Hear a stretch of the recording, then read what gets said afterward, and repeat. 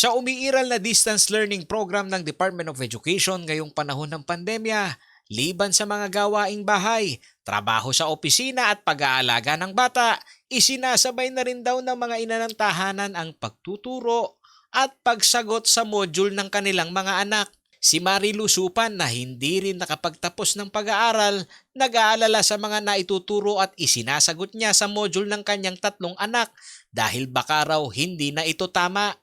Sila po tinatamad mag-module. Tapos po, ako po yung sumasagot. Kung si Marilu ang tatanungin, ang tradisyonal na sistema ng pagpasok sa eskwela ang pinapangarap niyang mangyari na muli. Gusto ko lang po yung face-to-face talaga. Nasa 4th quarter na ngayong buwan ng Hunyo ang school year 2020-2021. At gaya ng sitwasyon ng magulang na si Marilu na hindi sigurado kung may natututunan ang anak ay kabilang umano sa pinakikitunguhan naman ng Department of Education Region 3. Dahil kung ang pag-uusapan ay ang dapat, hindi umano si nanay ang sumasagot sa module. Once na nasagot naman po yan ng ating mga estudyante with the guidance, ayan po, no, with the guidance, hindi po ibig sabihin na ang magulang ang sasagot. Gagabayan lang po natin sila. At kung meron po silang hindi naiintindihan na lesson, ay tayo po ngayon ang magsisilbing guro para sa kanila. Explain po natin yung lesson. At we hope na masasagot po nila yung mga activities bilang yun po yung assessment natin kung talagang naintindihan po nila yung specific lesson na iyon.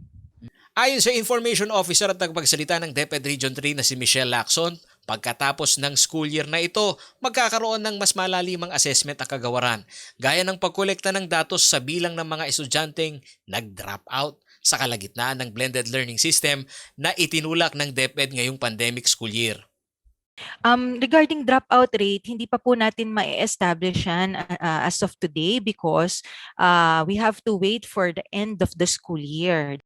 Ang tinatawag na National Achievement Test o NAT na isang paraan ng observational information ng DepEd upang malaman kung may natututunan sa basic academic education, ang mga pumapasok sa pandemic school year ay pinag-aaralan pa umano kung papaano ito maitutulak. Sa pulong balitaan na nitong June 21, 2021 ng DepEd Central Office, sinabi ni Diosdado San Antonio, Undersecretary for Curriculum and Instruction, na mula sa pagtukoy sa mga kamalian sa mga printed module, inihahanda nila ang Digital National Achievement Test. And in terms of the systems assessment for the National Achievement Test, our Bureau of Education Assessment is busy exploring and testing some protocols so that we can also do a digital way to provide assessment for our learners. Pinag-iigihan na rin umano ng DepEd ang reklamo ng mga kamalian na naimprenta at naipamahagi sa mga learners. Ayon sa DepEd, higit 100 ang nakitang errors sa learning modules nitong unang quarter ng 2020 at mayroon pa rin umano silang nakitang mga kamalian sa pagpasok ng taong 2021. We hope to be able to create learning resources free from errors.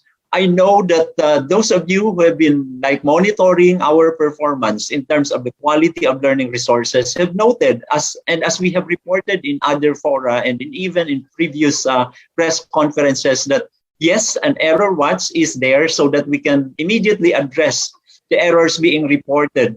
And I'm glad to share that for 2020, during the first 3 months, there were 134 errors validated.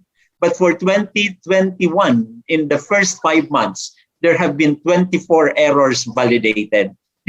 Sa pagpasok ng school year 2021-2022, ang mga petsang August 23, September 6 at September 13 ang pinagpipiliang opening ng klase.